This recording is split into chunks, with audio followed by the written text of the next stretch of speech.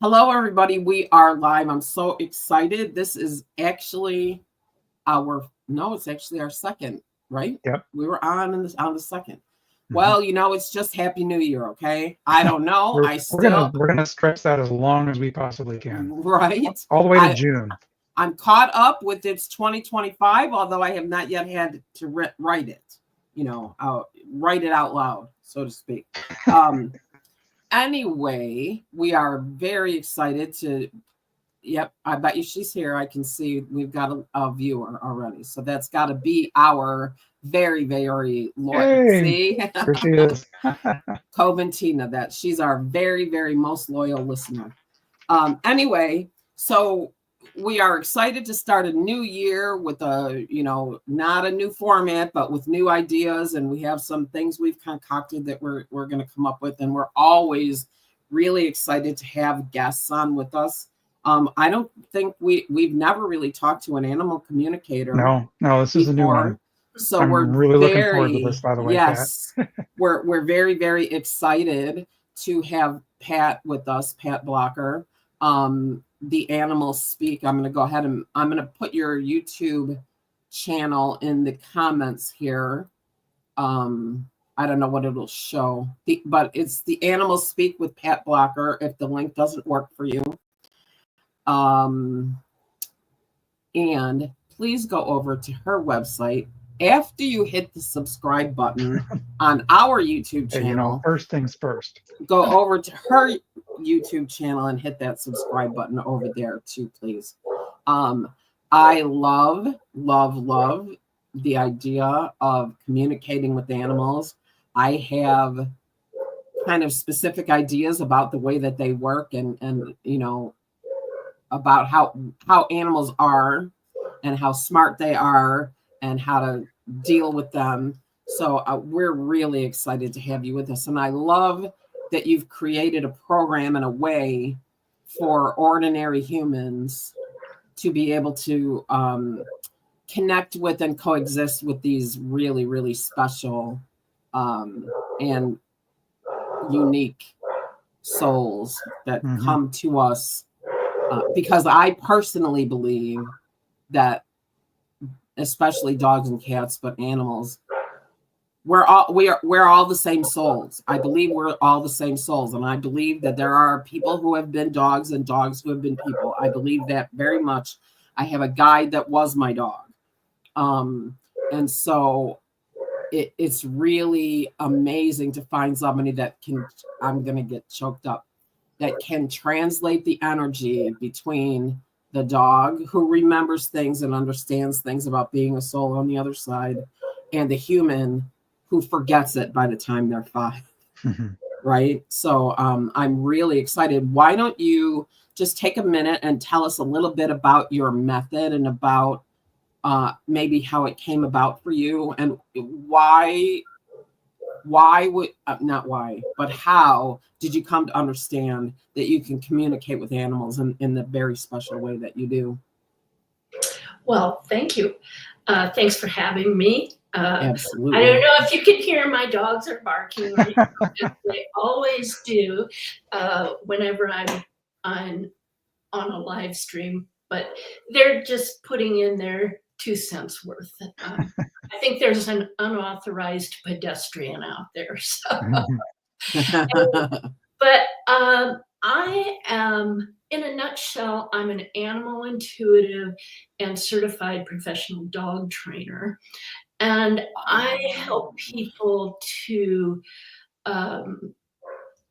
help people and their animals to connect through their hearts and thus transform their lives. And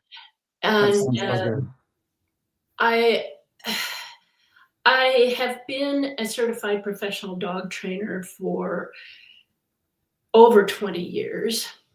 And I'm also a writer, so I have some books published. But when I went to write my second book, I wanted to talk about that intuitive connection that we have with dogs.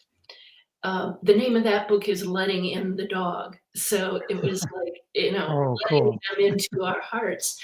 And so I thought I would just touch on animal communication. And when I did that, I kind of started researching, and I found some people to work with, and I discovered that I was good at it. Cool. We're all good at it. I mean, we all can do it, but I took some training, and it was like, people will say, they'll be skeptical about animal communication. They'll say, well, sure. And then if they do have an animal communicator come in, and then they'll say, oh my gosh, she said things that she could not have known. Hmm.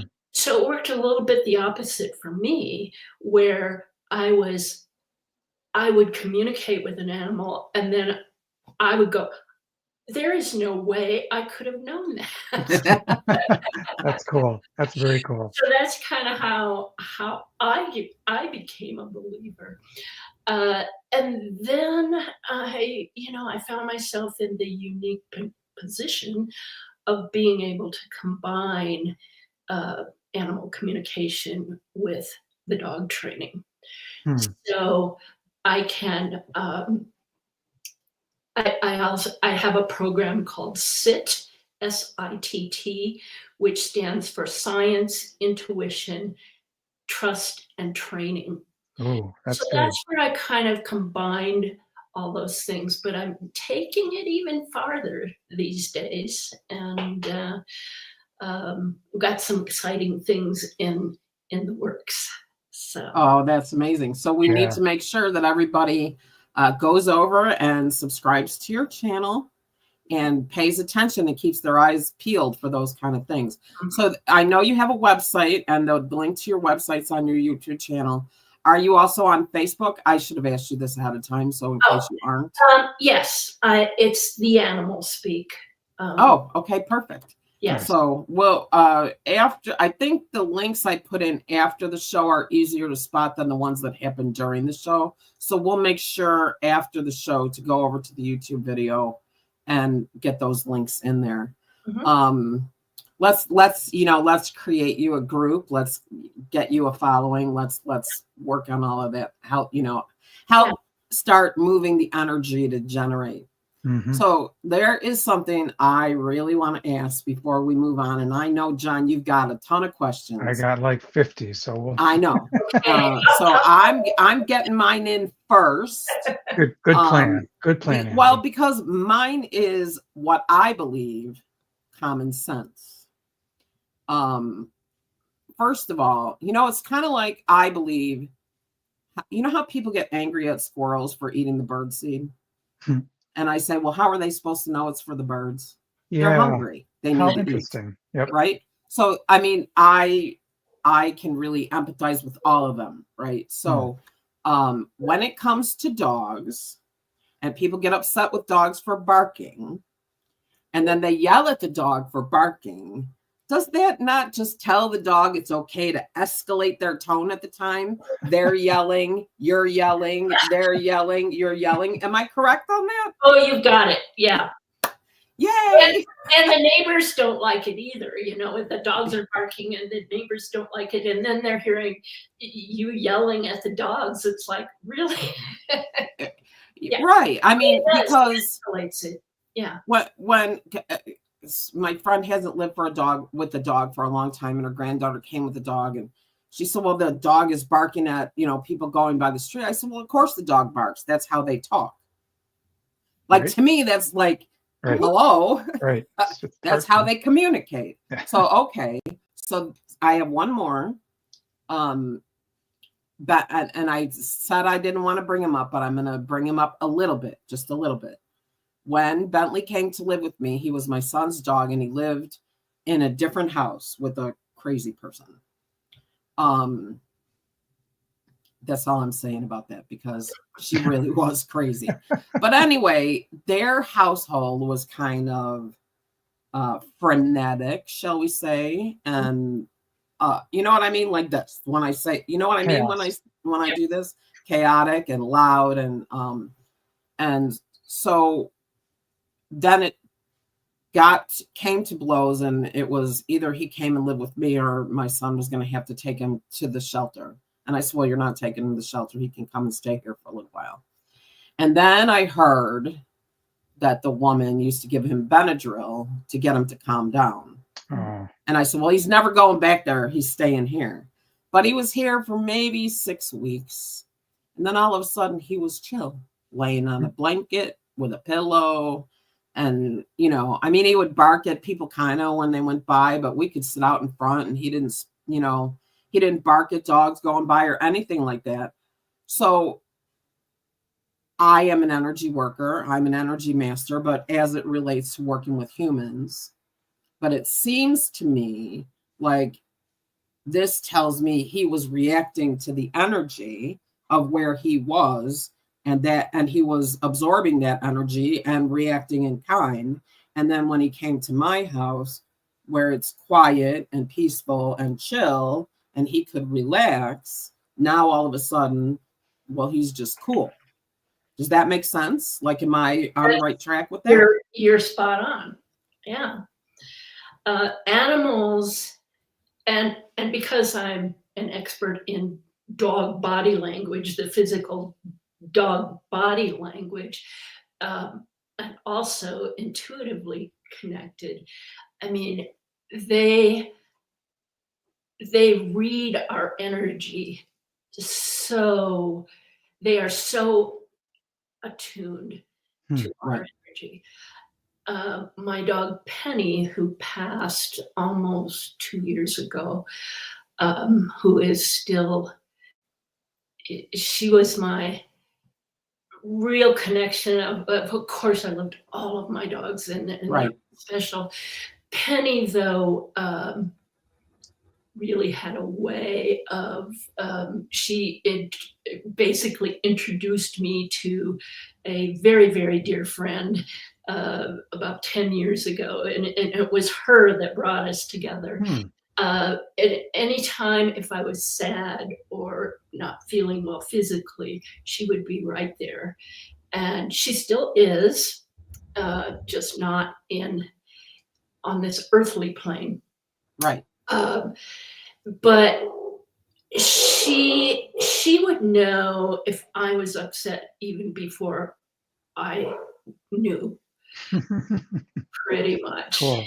And so they do tune into that energy. I've done a lot of work as a dog trainer with dogs that we call reactive. Dogs that are, you know, if they might be reactive to people or dogs or both. And it's, you know, people would say to me, well, but, you know, I know they're feeding off of my energy because they're out for a walk and they're going, oh gosh, you know, I used to call it the 4 a.m. club. You know, we go out walking the dogs at 4 a.m. so they wouldn't run into anybody. And so I tell them, I said, well, just calm down then, you know, like anybody in the history of calming down has ever done something. Right. Yeah. So that's part of the method, is connecting with your dog and letting them know, just having a plan is a big deal as far as people calming down themselves. It's like, well, you know, we're not where we want to be, but I have a plan and I know what to do. And the dogs really tune into that as well. That's amazing. Yeah. That's, I mean, because I often believed that I don't believe there's a bad dog, just like I don't believe there's troubled souls. I believe there are troubled humans. And so I believe that many things that even troubled humans do are a trauma response. And so I think, me personally, I think that to a very big degree is the same with dogs. And I suppose that there's, some genetic issues and some, like breeding issues and, some of the horrible things that we hear about, but I don't know. I feel like too many dogs get out. I feel like people don't pay attention. I feel like too many people, and I feel like too many people are treating their dogs like humans, which is not to say that my dog did not have a pillow and a blanket, but I knew I loved him, but I didn't make him follow me everywhere I went. I didn't have him locked up in the car every time I went to the store. I feel like You let the dog be a dog. Right. I wanted him to be a dog. The dog, he never went out without a leash. He was the one that taught me to be firmly centered and grounded and planted into the earth. Because you can walk up to me now and you cannot knock me over because that dog pulled me off the porch once and that was enough. I was like, ooh, better learn to plant my feet. So that's good. I guess I want to say that I feel like most of the things that go awry when it comes to dogs are people's fault. Not all, but a lot. Well, behavior doesn't happen in a vacuum. So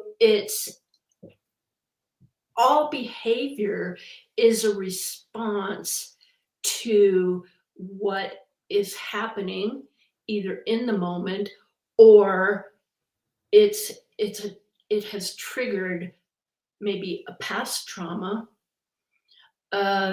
So if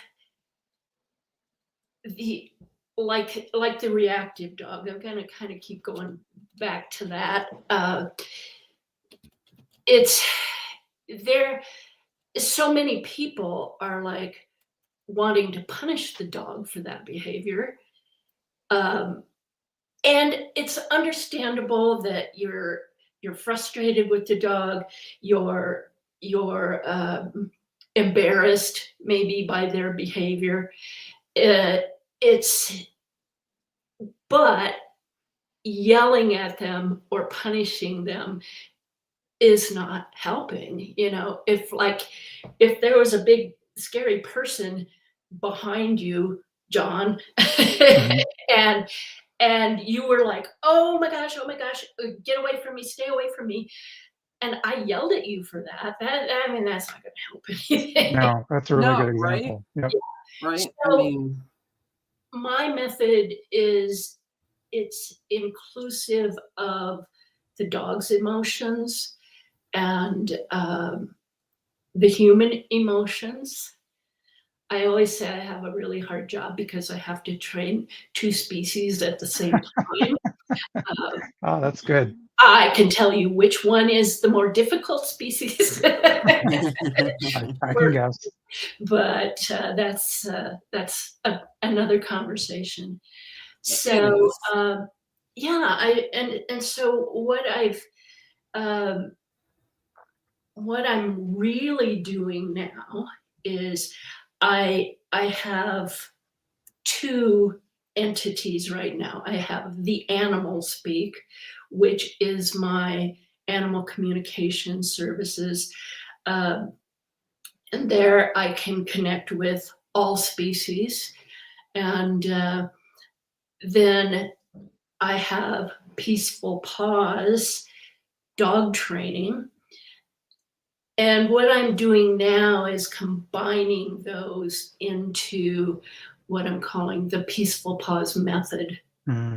So I'll still always be able to connect with other species. So don't want people to think, well, I don't have a dog, I have a cat.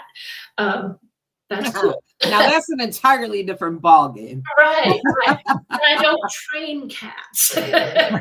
Nor will they let you. Yeah, no one does. I was going to say, do they? Can anyone actually train a cat? there There's a are. few I've seen things. it. I have seen it. I have Yep. seen it. I had a cat that we trained to do fun things. Yeah, but so and all of that transition will happen. You'll see that happen on my YouTube channel. So right now I've got 2 websites, but we'll be combining into the Peaceful Paws Method, which will be coming up in the near future. Got a So, nice comment from Coventina here. She says, Pat was spot on with my cats. So already a shout out to you, Pat, for being able to connect with the cats as well. yeah. And And then she's talking about my favorite, an 80-pound pit bull. yeah. They're my friends. Now I've connected with snakes. That was interesting. So just real quick, I had my son's pet toad died, and I had a session with Val, who's kind of our a friend in these circles that does psychic readings, and she connected with that toad that had passed on, kind of let me know a few things about his last or her last few weeks. Yeah. It was very, very, very moving.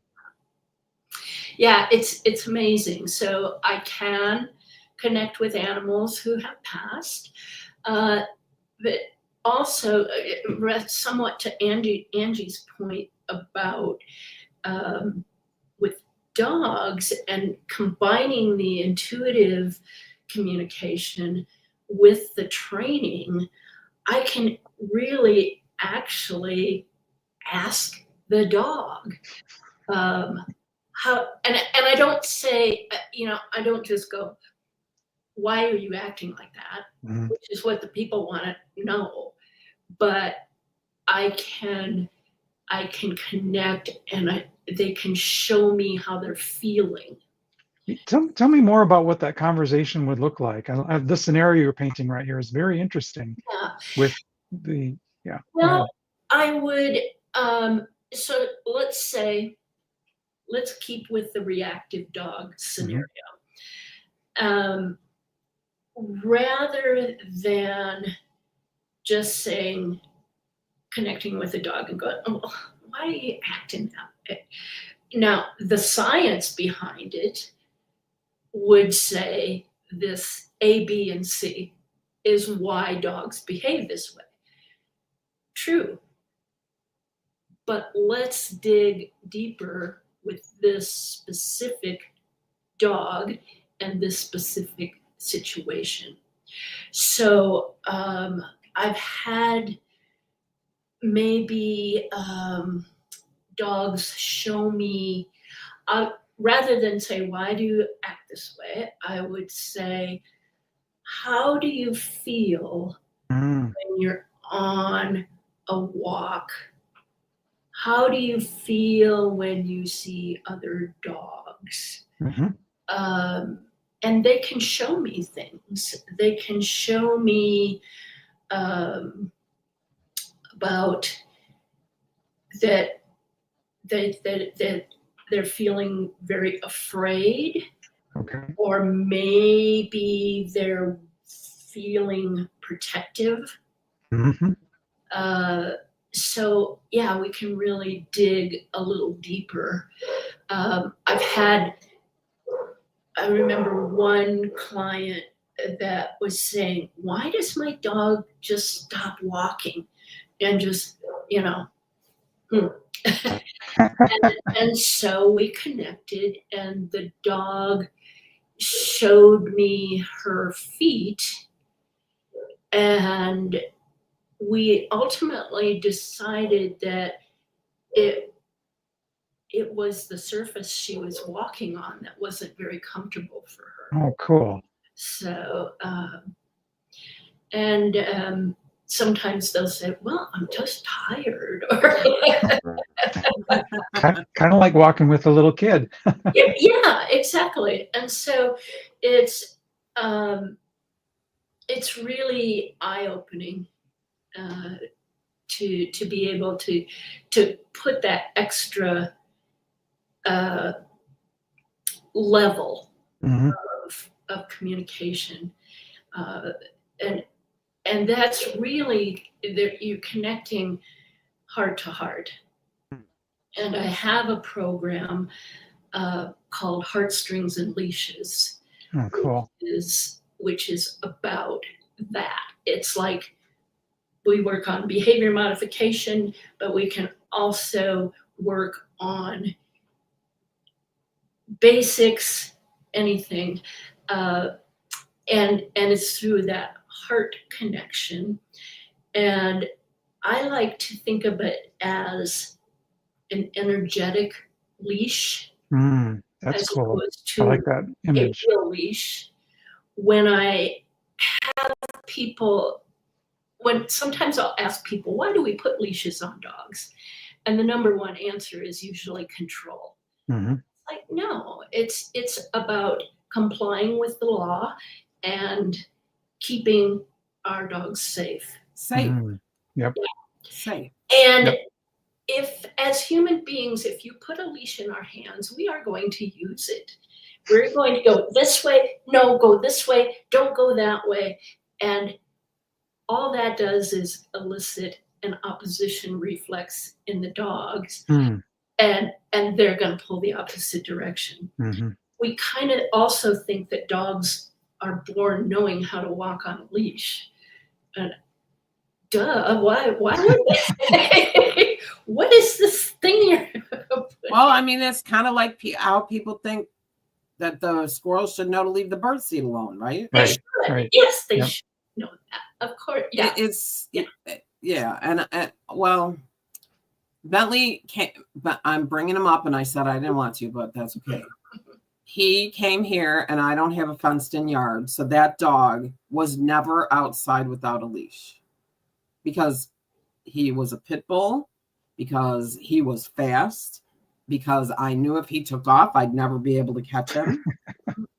And because I did not want him to get lost or hurt or hit by a car, run over or stolen. So I felt, this is what I feel the most strongly about. And I don't know that everybody feels this way. I believe when you take a dog into your home, that is a promise to take care of them no matter what. And you just should honor that promise. Now, I had a little Bichon. She would not walk any further than like 3 or 4 feet away from me. She could go outside without a leash. For one thing, I could catch her.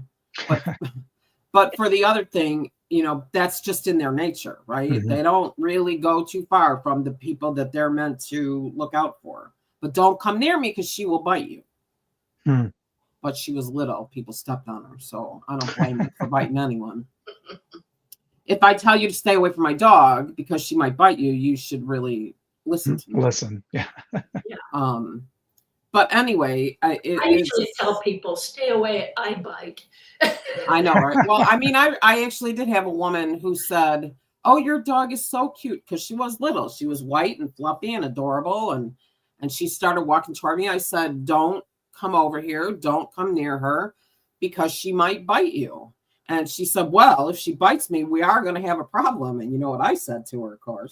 I said, yes, we are. But I don't think it's the problem that you think we're going to have. But I think people assume, and I don't know, but I'd love to hear the answer to this. I think people assume because after a time, dogs begin to understand English, so to speak, that they feel like no matter what they say to the dog, they're going to understand it. I believe that Bentley understood when I was talking to him, and I believe he understood Scooby snacks and, get your pillow and here's your toy. Like, he understood those things. I believe that. But I don't think you can assume that you say, you can go outside, but stay in front and don't go anywhere and don't chase any dogs and expect them to do that. You know what I mean? Like, does that make sense? Yeah. And you're basically saying, go outside, but don't be a dog. Right. Just like to the squirrels, I'm going to put this food out here, but don't be a squirrel and eat it. Yeah, I just find it so annoying when people get mad at the squirrels for eating the bird seed. Like, I don't, how are they supposed to know? Yeah. First of all, they can't read. Second of all, even if they could read, you never put up a sign that says that the bird seed is only for the birds. I might try that. It's just me. Put up a sign. It's just me. Hey, Pat, I got a question for you before we get too far, before the show is over. Are you familiar with Rupert Sheldrake, a scientist? Boy, that name is ringing a bell. All right, Yeah. he's got a book out there called Dogs That Know When Their Owners Are Coming Home.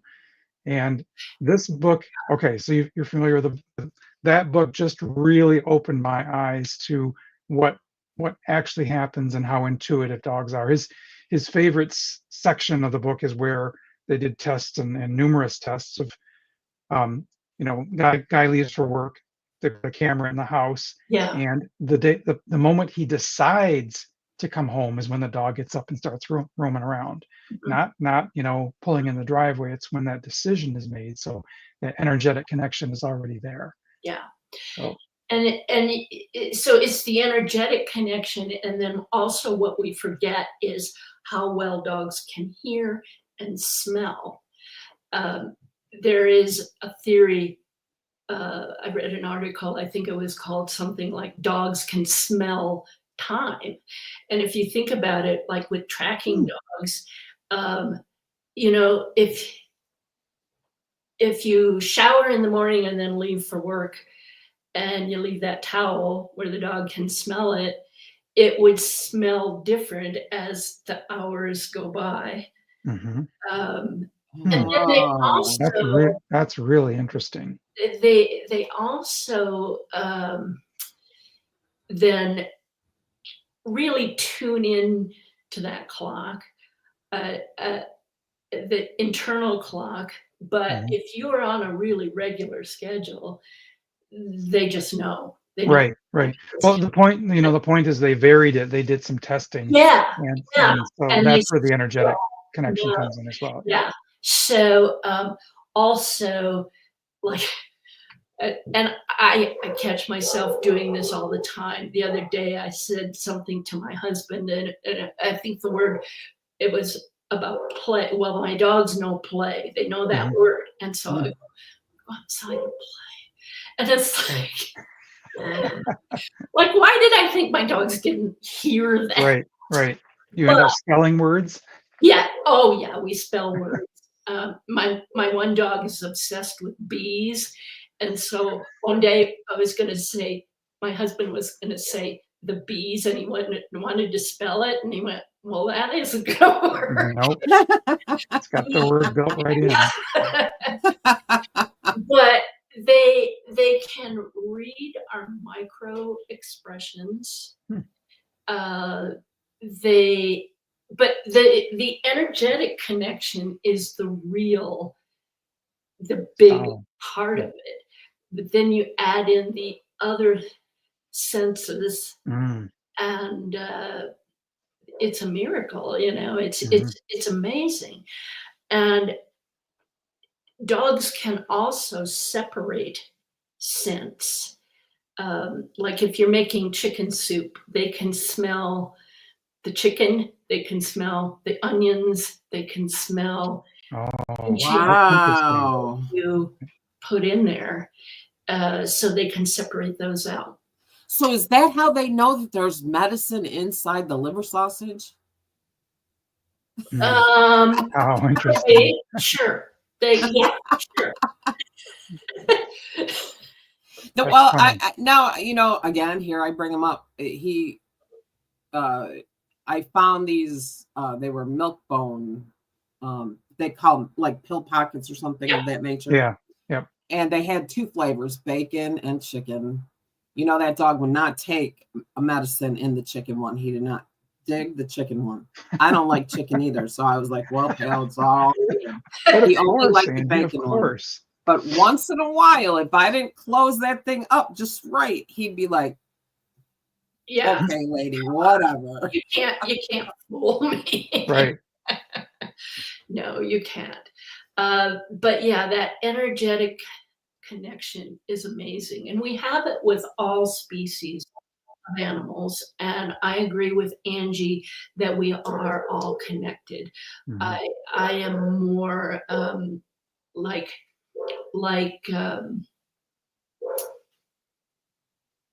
uh, the indigenous people, Mhm. their special connection with nature and animals. And it's like, yeah, we have forgotten that. That's what it is. We've forgotten it. We've forgotten Right? it. We I have know. it. I mean, We've forgotten it. it's those darn cell phones that keep everybody just, cerebrally engaged and the heart forgotten. Yeah, yeah. And so that's a lot about my method, is remembering that we share a lot of emotions with all species, but really with dogs. Hmm. We even share some facial expressions. Oh, we sure Yes, do. the Yeah. smile. Yeah. The smile. And dogs can have a furrowed brow. Yeah. You know what? Okay, here we go. Bentley again. Bentley could literally look at you and give you the side eye. Like, are you crazy? Oh, I Yeah. love He that. was yeah. so good at it. He was like, Mhm. Mhm. so yeah, I I mean, love they that. do. And I love to watch dog videos where the dogs are smiling. Like, show me your smile. Like, I just Yep. love that. Yeah. Yep. Like, just love it. So Hey, Pat, have you dug into dog to dog communication? Oh, interesting. Yeah. oh, very much so, Okay. As far as the science, The science part, but also the heart Right. part. I want to hear both. But yeah, that is so, yeah, because I mentioned my dog Penny here. Now me and Angie are gonna just I'm sorry. we'll have a little cry session later. But I brought my dog, lovely Rita, into my home when she was 8 weeks old. And Penny used to assist me with dogs that had issues with Mhm. other dogs. Okay. So she loved puppies. Cool. And I called her the puppy nanny. I would sometimes have That's clients, awesome. bring their puppies, and so Penny raised Rita, basically, Wow. from 8 weeks old. And when there would be times after Penny passed that I would accidentally call Rita Penny. Mm. I didn't do it with my dog, Helen Wheels. I didn't do it with her. I never called Helen Penny, but I mistakenly would do that with Rita. Because of that mothering connection. Yeah. And I realized that, and I went, you know what? That is not, and it would make me sad, when I would do that. But then I changed my perspective and I went, no, every time that happens, that's Penny's way of showing up. Yeah. Right. Yeah. That's so cool. And so there's that across the veil Mhm. connection Mhm. with Penny and Rita. And I'm trying to think specifically if I have yeah, I really do see it when one of the dogs has crossed over. Okay. I see that a lot. But like my two dogs are sisters. Okay. So they already have a connection. Yeah. They're sisters, they're not litter mates, but and there have been studies done, the scientific thing of, do dogs recognize their siblings, their parents, and so on. Mhm. Mhm. kind of jury is out on that scientifically, but well, I would really like, and I don't know, maybe this is just selfish because my heart is glass. I mean, my heart is literally glass. I like the idea that dogs like remember, but they don't really remember until they come together. The thought of them pining for their family is more than I can deal. You know what I mean? Like, I do. so Right. I like the idea that, yeah, they can maybe recognize each other, or Like, you know, I because you hear about dogs being reconnected with their owners after great lengths of time, or service people who have been deployed or whatever. But I like the idea that they kind of have the ability to sort of focus on where they are, so that the idea of them pining is just more than I can handle. Well, you know? and dogs don't necessarily think linearly. Right. That future. Yeah. Yeah. And a perfect example is you have a puppy, you come home, there's been an accident, and you scold the puppy. I know you guys wouldn't do that. Probably nobody listening to this would scold the puppy, but you know, the old rub their nose in it. Oh my God. Nope. I remember that. I remember that from my dad. Yep. I had a client that he had a puppy. He also had another adult dog. And he came home and had found an accident. And he said, "Wow, I was sure the puppy did it, because the puppy was like this." And come to find out, it was actually the other dog that had the accident.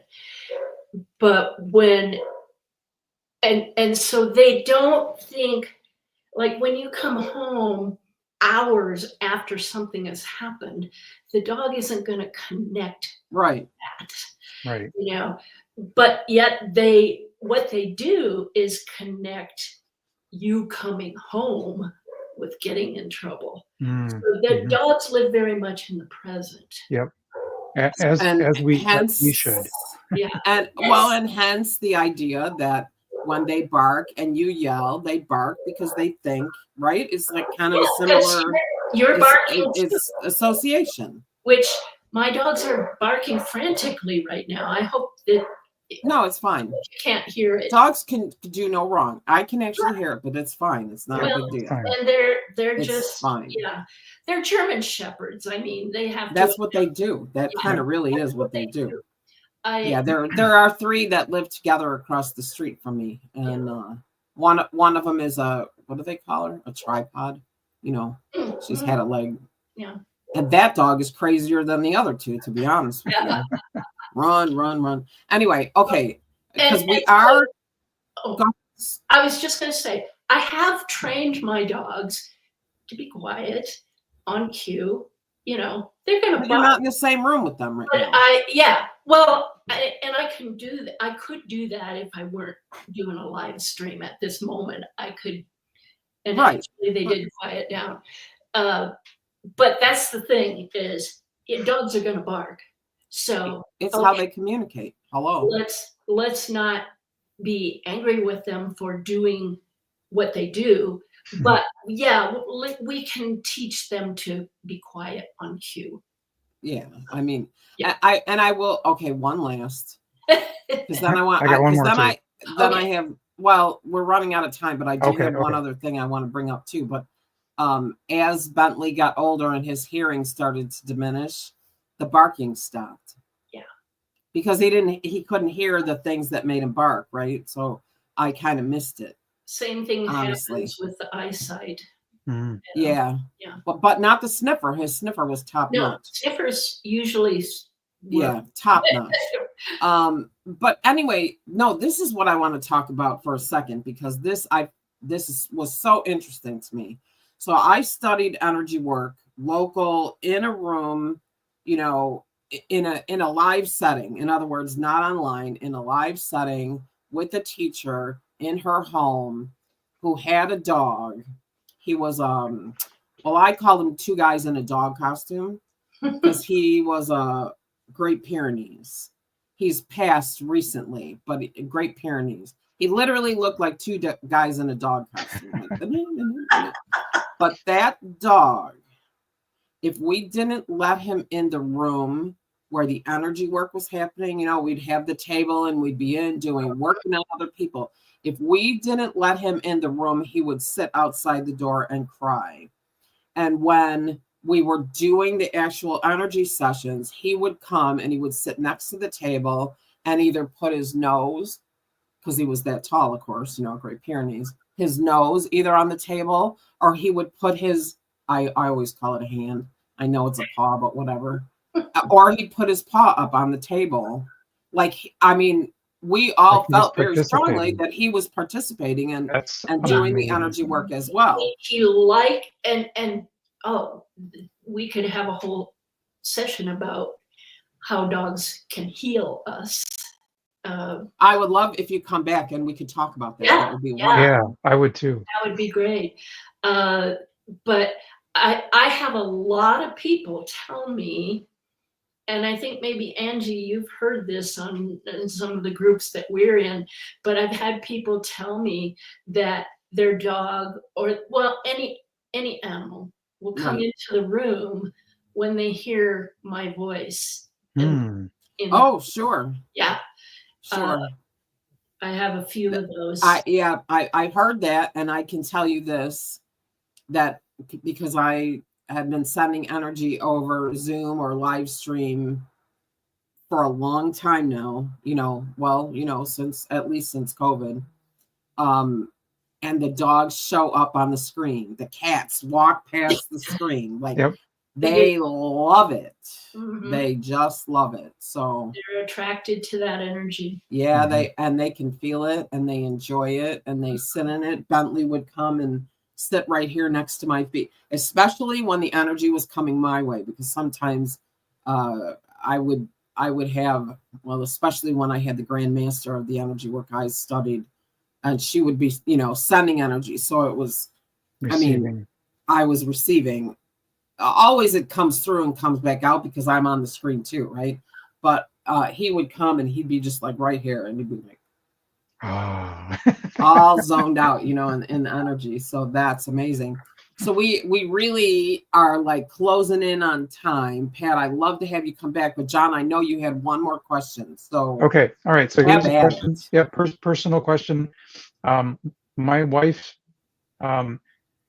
whenever she walks by a dog, the dog gets agitated, and I think there's she's afraid. And what could I have her do to be less agitating towards the dogs energetically? These are your dogs? No, just like dogs of neighbors. Oh. We don't have dogs, so I wish we did. But this is something I tell people with their reactive dogs, is to just feel yourself grounded, mm-hmm. and also just sing a little tune. Oh, that's good. I like that. Be afraid when you're singing. How perfect. That's amazing. Yeah.